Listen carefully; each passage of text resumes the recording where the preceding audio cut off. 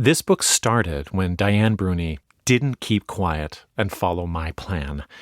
Some alchemy of age, dignity, outrage, and fatigue provoked her to finally speak out. Diane had never studied directly with Pattabhi Jois, but she'd wound up teaching one of Toronto's first regular classes in his Ashtanga method in the late 1990s. She first studied it by practicing along to a 1993 video in which Karen Rain was a lead demonstrator. I first walked into Diane's now famous studio around 2003. I had seen her name outside on a rain-soaked poster next to a time slot for Ashtanga Level 2. I unrolled a borrowed mat in a packed and muggy room. Diane started counting.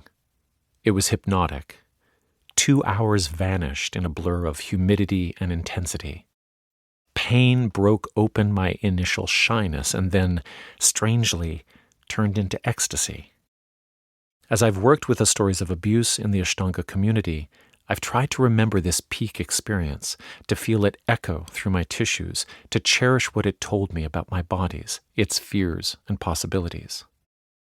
Thousands of practitioners who have found love and freedom through Ashtanga yoga have felt this.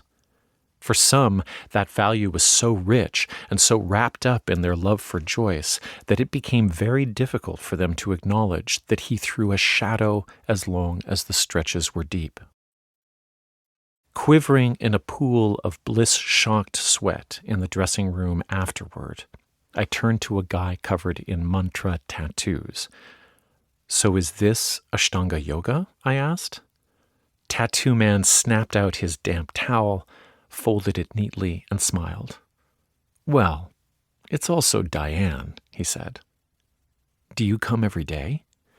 "Yeah," he grinned. "We're all addicts here." Diane gave me my first lecturing job in the yoga world, hiring me to present seminars to her training programs. Over time, I would meet dozens of her students. Many were young and between jobs or wondering whether to go to grad school or return to grad school, acting, waiting on tables, playing music, dancing. Many persisted in practice despite injuries and creeping pain. They practiced as though sacrificing themselves to the postures would buy them easier passage through life transitions and a tanking job market. Their balancing postures predicted the term precariat. Years passed. Jobs changed, and I lost touch with Diane.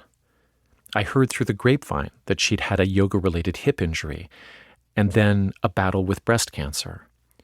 Then word came that she was coming out as some kind of yoga rebel. After a successful career as one of Toronto's leading teachers and the co-founder of one of the country's best-known studios, she'd split off from her business partner and opened a neighborhood studio in her home. She'd stopped teaching Jois's method. Her home studio now offered a 1970s feeling array of funky classes: bed of balls, restorative therapy, pay what you can, self-healing relaxation, Shaolin exercise, Tai Chi, movement meditation, contact improv, Axis syllabus. She'd named the place after its address, 80 Gladstone. This seemed to suggest that yoga for her was no longer about postures or techniques or devotions, but rather about the place you find yourself in.